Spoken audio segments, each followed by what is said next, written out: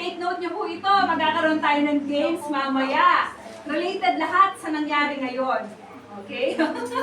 So, ang name ng ating speaker ay si Diane A.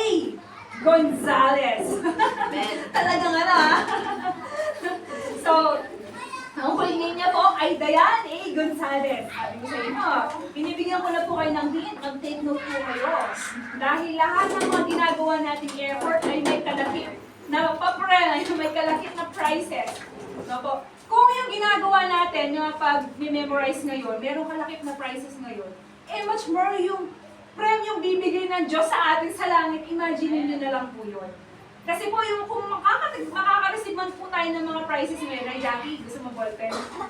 Kung kasi nagsilabasa sila ng ballpen eh. Kung, ay Julie! sabi talaga! Talaga pinagpapalit ko yung name nila.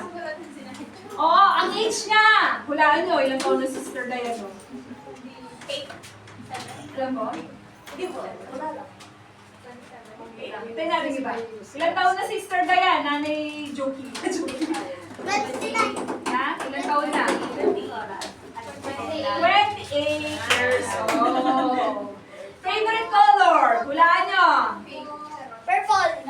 No? Favorite color? Hulaan nyo. Blue. Ano yun? Yellow. Yellow?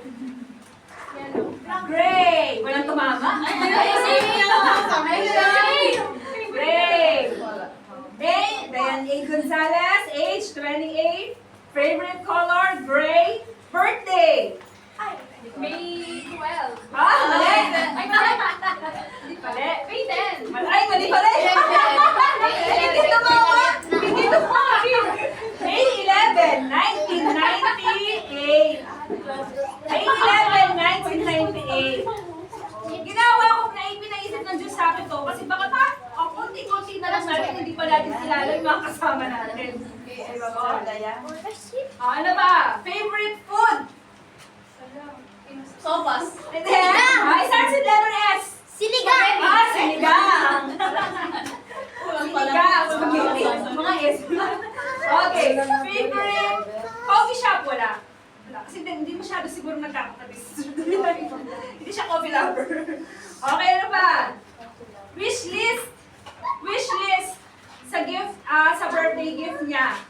Highlighter. Highlighter. Pero meron ding wish list. Wish list, syempre hindi lang naman tayo bilang Kusyana, hindi tayo materialist, after sa material talaga.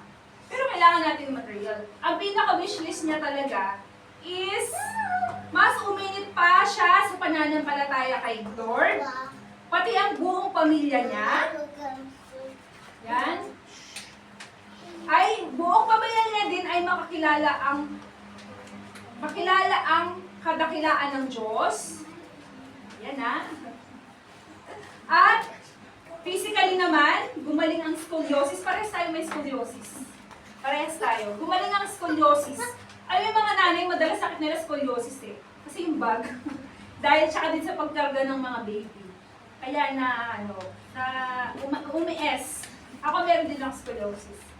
Tapos, makontrol ang anger issue. Oy, tayong lahat, meron tayong mga weaknesses. Lalo na yung, tayo naman lahat may anger issue eh. Diba? Lalo minsan yung iba gutom, pag gutom, mainit ang ulo. Yung iba pag inaantok, mainit ang ulo. Yung iba naman, Pagod daw. pagod, mainit ang ulo. Yes.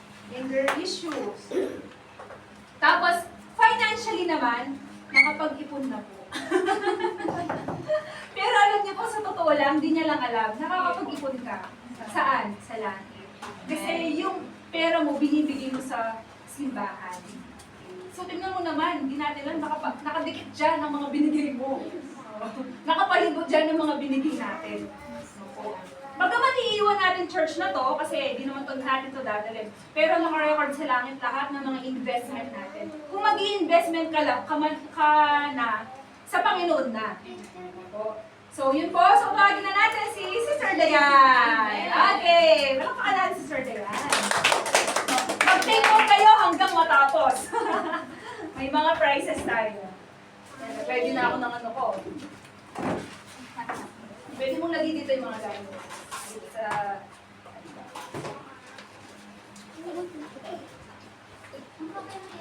Ah, sige.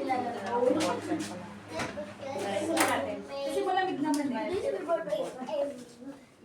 So, magandang gabi po sa atin lahat. Amen!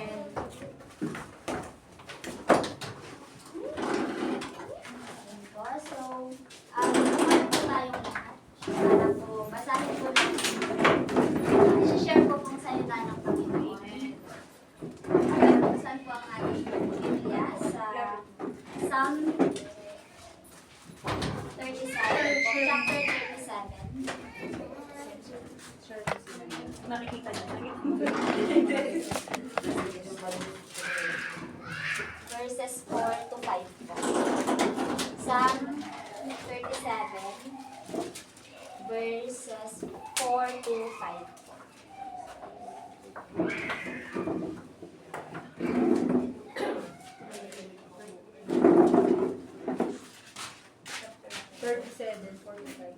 Amen. Okay na po. Sabay-sabay na lang po tayo. Okay, so Psalm 37, verse 4 to 15. Delight thyself also in the Lord, and He shall make thee like stars of thine heart. Verse 5. Commit thy way unto the Lord, trust also in Him, and He shall bring it to pass. Ako, so mag-learn po muna tayo bago po ako magsimula. Mami! Manahil po yung kapatid sa lahat. Maraming salamat po, Lord, sa oras na ito na pinagpapalito sa amin. Sa oras na ito, Panginoon, hinihiling ko po ang maggabay po sa akin. Sa bawat sasabihin ko, Panginoon, naway hindi po ako makita ng aking mga kasama ngayon, kundi ikaw po, Panginoon. At naway ang salitang ito, Panginoon, ay may apply po namin sa buhay po namin dito sa mundo ito, Panginoon. Kapag po ang isang magdalangin sa lakas ng pangalan ni Jesus, na pinakakalapit at pagkakas. Amen. Ayan po. So, nung ano lang po, actually po, hindi ko pa talaga, yun nga po, hindi po po in-expect na ako po yung unang pagsasalita po ngayon.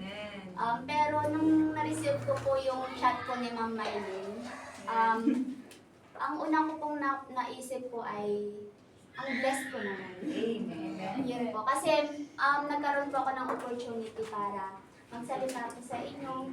Kumbaga, sino ba ako para makapag-share po ng salita ng ating Panginoon. And yun po, pinag-pray ko din po, sabi din po ni Ma'am Maylin, pag-pray mo lang po ang gusto ng Panginoon na i-share mo sa mga kasamahan natin. So, ang una ko pong na gustong i-share po sa bawat isa po ay yung pinakaunang verse po na narinig ko po, na shinare din po sa akin ng teacher ko po noong high school. Diba po, high school doon lang ako nagkaroon ng pagkakataon para makarinig po ng salita ng Panginoon. So yun po yung naging dream ko na sana yung bakit yung iba bata pa lang nakakarinig ng salita ng Panginoon, pero grateful po ako sapagkat gayon pa man po, ganun yung naging sitwasyon ko po nung bata ako, ay hindi po ako pinabayaan ng Panginoon. So lagi ko pong pinagtitry na syempre po sa aking mga magulang hindi po na pakilala sa akin ang kadagalan ng Panginoon. Kaya ngayon po, yun po yung pinagpipray ko po. Kaya ang pinagpipray ko na lang din po dati na, Lord, sana may makilala ko na magpakilala sa iyo.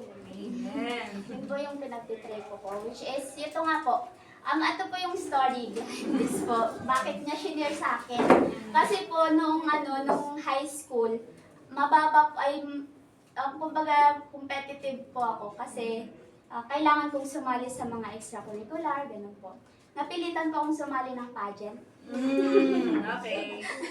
Tapos, yung advisor ko po, ma'am, ano po yung motto ko? Wala po yung motto. Which is, lakas lang po talaga ng loob ang meron ako. Yung support po sa family ko po, wala po. Ako lang po yung sa damit ko, lahat po, ako lang po. Tapos yun po yung sinabi niya. Ito po yung verse na to. Which is yung Psalm 37, verse 4 po. Sabi niya, Psalm 37 verse 4 po. Okay. Pero sinali ko na din po yung 5 po. Kasi ito po talaga yung pinakauna kong naging sandata ba bilang isang anak ng Diyos. So, sabi po dito, delight thyself also in the Lord, and He shall give thee the desires of thy heart. And then, commit thy way unto the Lord, trust also in Him, and He shall bring it to pass. So, dito po, we have the journey of surrender. We have the 5 steps dito po. So, una pong nabanggit sa verse na ito ay, first word po is delight, which means finding joy sa ating Panginoon. Yun po. And then second po, desire. Kumbaga, ito po, dito po nanggaling transformation po natin. And then 3, commit. And then 4 po ay trust. And 5th po is fulfill. Ayan. So, mag-proceed po tayo sa first po. Sabi po dito, kung gusto niyo pong paningin dito. So, dito po, we have to delight in the Lord means to find our greatest joy and satisfaction in Him rather than in worldly things. Yun po. So, dito po, kaya ako din po, matagal ko din po talagang, simula po nung nag-asawa po ako, matagal ko pong pinag-pray din po na, Lord, sabi ko po, though na po ako na born again po kasi ako dati. Tapos doon po kami sa Victoria. So, kaming mag-asawa po. Kumbaga, hindi ko po kasi nakikita yung, kumbaga kulang po kasi. Yung magsisimba ka lang, tapos aalis na ganun po. Kulang na kulang po. Opo. Doon na sabi mo makapagsimba ka. Tapos, after that, wala po. Tapos nakikita ko din po sa husband ko na, tsaka pareho po kami, kumbaga wala pong changes. Wala po, hindi po namin natuturuan yung mga anak namin magdasal, ganun po. Tapos, talagang pinag-pray ko po talaga. Matagal ko na po talagang pinag-pray na. Simula po nung napunta po ako dito.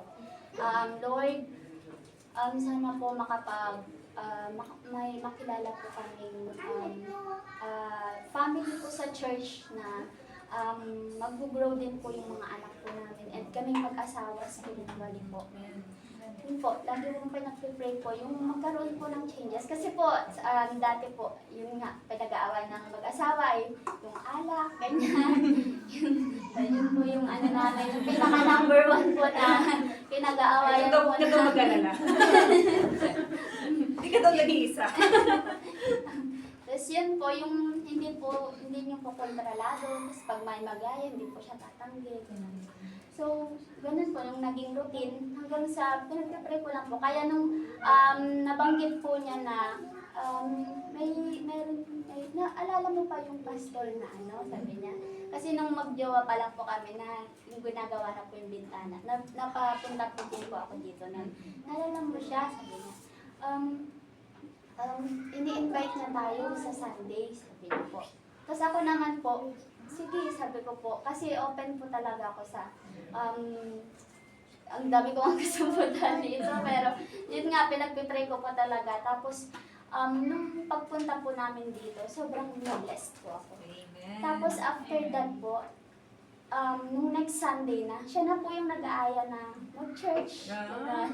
Which is, opo, sobrang grateful po ako sa part na yun na ginamit ni Lord. Sabi ko po kasi kay Lord, Lord, gamitin mo po yung mga anak mo na sumusunod sa'yo. Amen. Para kami din po ay magpagamit sa mga gawain mo po. Amen. Kasi nung dati po sa born again, parang naiinggit po ako yung sana ako din. Hindi mo naman kasi masabi. Opo, hindi po kasi. At saka parang feeling lang po na visitor po lagi. Okay. Ayun po. Tapos, kahit dati na po sa Western, nakakapagano naman po. Kasi kinakausap din po. Pero kasi yung as in talagang dapat Sunday. Ngayon po kasi bagong-bago, dapat Sunday. Mag-church talaga. Yun po talaga yung po namin schedule. Pero dati kung kailan lang pwede. Yun lang po. So yun po yung pinaka-the best na changes po sa aming Amen. mag-asawa. Praise God. Bakit ko po pinag-pray yun? Kasi alam ko po yung greatest joy, makikita ko po sa Panginoon. Amen. Yun po, yung kumbaga satisfaction ba sa buhay. Dati po, naiingit ako sa mga classmate ko na successful, ang ganda ng bahay, ganyan. Pero ngayon po, simula po nung tinanggap ko ng buong buo ang Panginoon, and alam ko po na yung tunay na kaligayahan ay nasa Kanya lamang. Sabi ko, at least ako, mayaman ako sa Panginoon. Yun na po yung mindset ko ngayon. Yes, tama. Hindi na po yung, buto pa siya, ang laki-laki ng bahay, Bahay. ganda-ganda, Yan. nakakapag-travel sa iba't ibang lugar, ganyan. Yun po, never ko pong naging ano na yun. Ngayong nabuksan po yung puso ko sa Panginoon. Kumbaga, kahit mag-ulam kami ng asin, basta meron akong Tama. Panginoon. Amen. Yun po yung Praise God. yun po yung mindset ko na po. Simula po nung nakilala ko po ang Panginoon. Amen. And yun po, nakontrol na po ni Leo yung pag-aalak po niya, ganyan, makakatanggi-tanggi na po siya, ganyan. Yun na po, hindi po siya makatanggi kay Papa ko. Pero patuloy ko pong pinagtitray yun. Wala pong imposible. Yes, amen. Opo, sa Papa ko po, sa side ko po. Yun po. So, paano po natin maipapakita yun? Makikita yung satisfaction na yun sa Panginoon. First po, meron po tayong 4 dito. First po, reading. Engaging with His Word. Ayun po. So, ito po, sinisimulan ko na po talaga kasi gusto ko po talaga everyday magkaroon ng devotion po. Magkaroon po ng kahit konting oras lang po sa isang araw. Pwedeng paggising or bago matulog po, magbasa po ng salita ng Panginoon. Yun po. And then, praying po. So, connecting daily. Ito na po, kahit po sila Yvonne, marunong na din po silang mag-pray. And Talaga? opo, bago po sila kakain. Tapos minsan, susugo na po sila, ay, Mami, kalimutan ko mag-pray. Gaganon na po sila. So, yun po yung sobrang saya bilang isang nanay po na nakikita po namin sa mga anak po namin. Kahit po si Leo, siya po yung, though kilala naman po natin si Leo na hindi na mahiyain din po, tapos hindi po siya nagpe-pray. Ngayon po, sabi niya, magpe-pray na ako next, turuan mo nga ako. Ay, very humble yung spirit niya. Ako, Nagpapatuloy. turuan mo nga ako kasi pinaglilid na ako ni Pastor. So, yun po. Tapos sabi naman po niya, pagka nag-fellowship naman po sila, nag-gaano naman po sila, Pastor, nagsasabi po niya. Hanggang din po, nagpe-pray na po si Leo, gano'n. Yun po talaga. And then, worshiping po, offering sincere praise. So, dito po, pag umaawit po tayo ay, kumbaga, namnamin po natin yung bawat lyrics na about po sa pagpupuri po natin sa Panginoon. Hindi po, tsaka obeying po. Ay, share ko po dito sa worship or worshiping. Nung ma'am, nung in-invite niyo po ako dun sa Bible mode. yung sa lahat ng Baptist po. Baptist Day. Baptist Day po. Nung yung kumakanta po silang para po akong nasa langit. Talaga?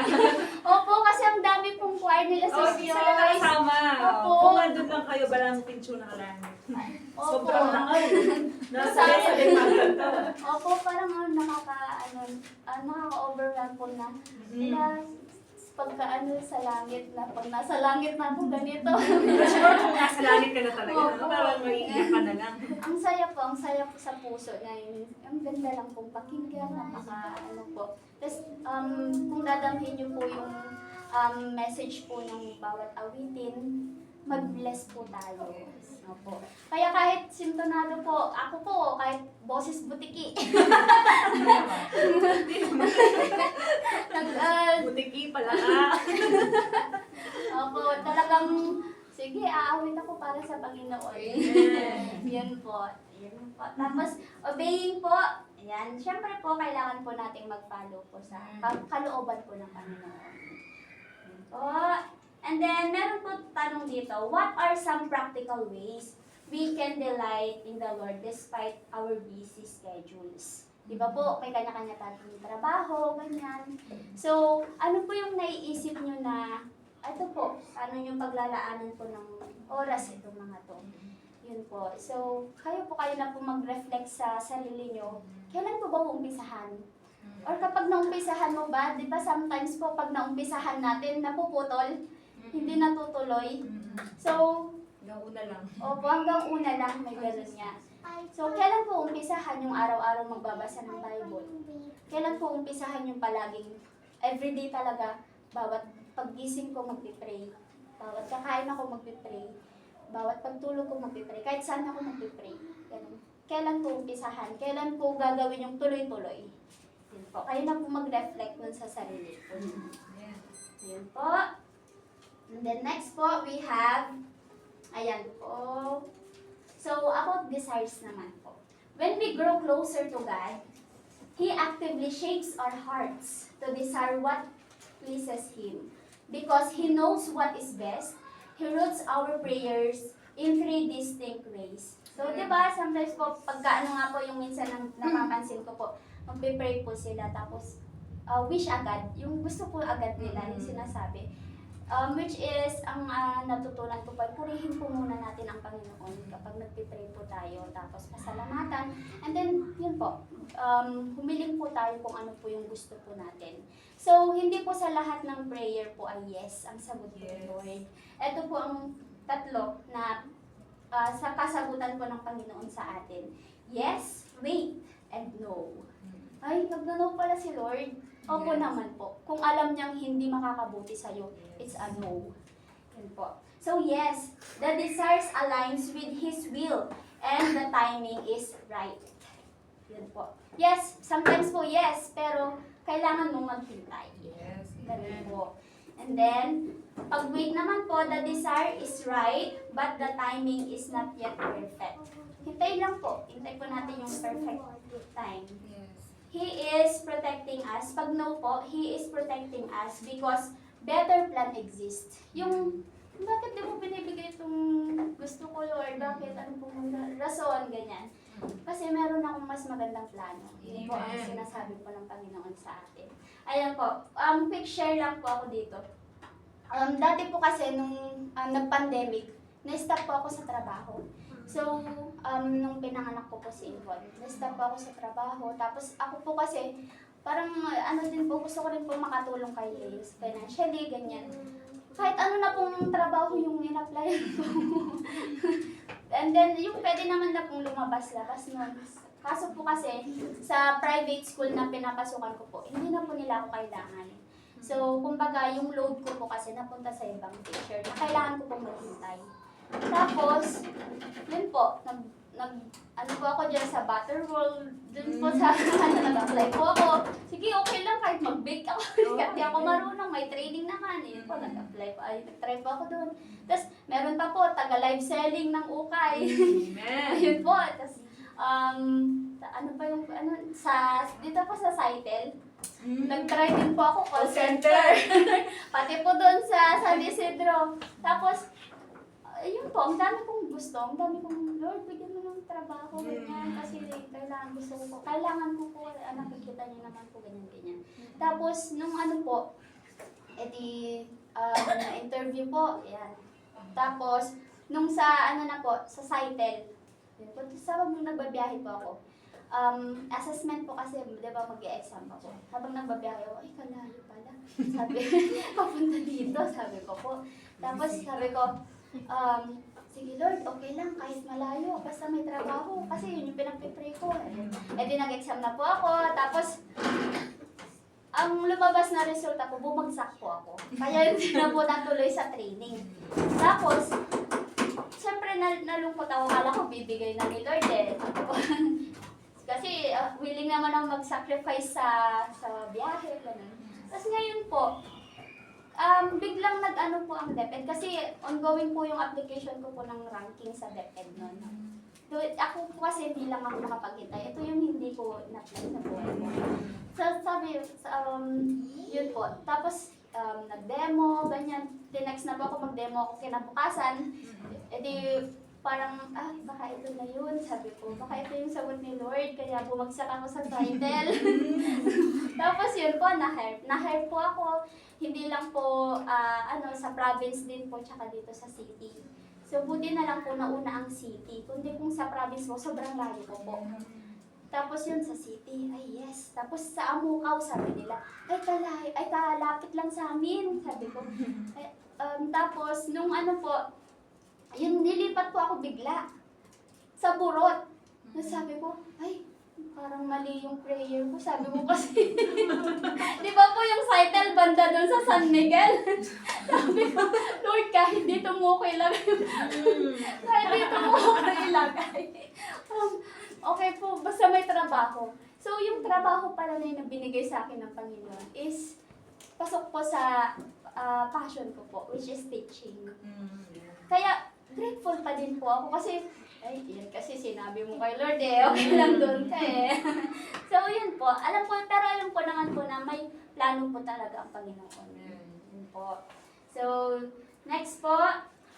Ito po. Have you ever experienced God answering your prayer differently than you expected but in a better way? Po. So, isipin pa natin, may pinag-pray ba ako tapos hindi binigay ni Lord pero may dumating na, sige. Okay, so okay. Kaya, ngayon po, wait lang po natin sige, mag-pray po tayo. Pag-pray po natin lahat ng gusto po natin. Pero, hintayin po natin yung kalooban po ng Panginoon. Ayan po. And then next po, to commit.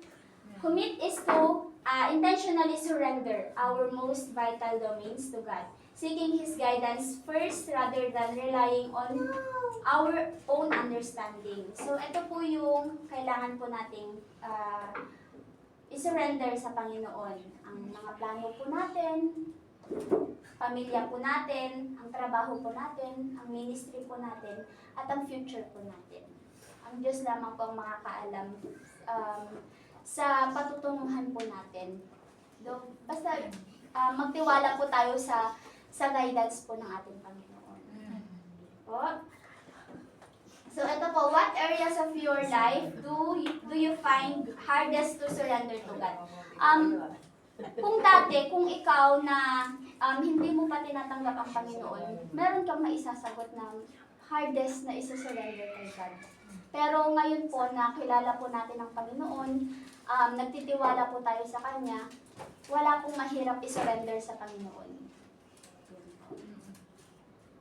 Next po, trust po. Yan.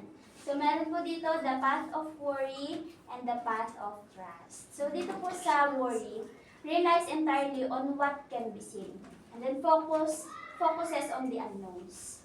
Yun po. Kapag nag-worry po tayo, sa tingin niyo po may magandang kalalabasan niyo. Diba po? Sabi nga po, ang dami pong words sa Bible po, diba? Don't be afraid. And then, the path of trust. Believes God even when the outcome cannot be seen. Yes po, amen. Grows by actively remembering God's faithfulness in the past. So, this is, yung ultimate result po ng result po ng trust? Brings peace po. Diba po, kapag tiniwala natin lahat sa Panginoon, kumbaga, magkakaroon ka ng peaceful mind. Ayun po. Yung kapag nag-worry kasi, parang hindi mo alam yung gagawin mo. Di ba po? Pero pag nagtiwala ka, kalmado ka lang. Amen. Walang, sige, meron akong Diyos na kasama. Kaya ko to. Amen po. So, how has God shown His faithful in your life?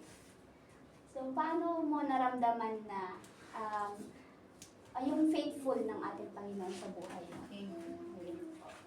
So, ako po, kung anong meron po ako ngayon. Amen. Ganun po Praise yung God. nakikita ko kung gaano po ako kamahal ng Panginoon. And then next, we have God always keeps His promises. And then when we fulfill our side of the ledger, we can rest assured He will fulfill His. Yes po. So, ano po yung responsibilidad po natin? Siyempre, hindi lang po puro si Lord, di ba? Meron din po tayong responsibilidad. Ano po yung mga yon? Obey His commands. And then,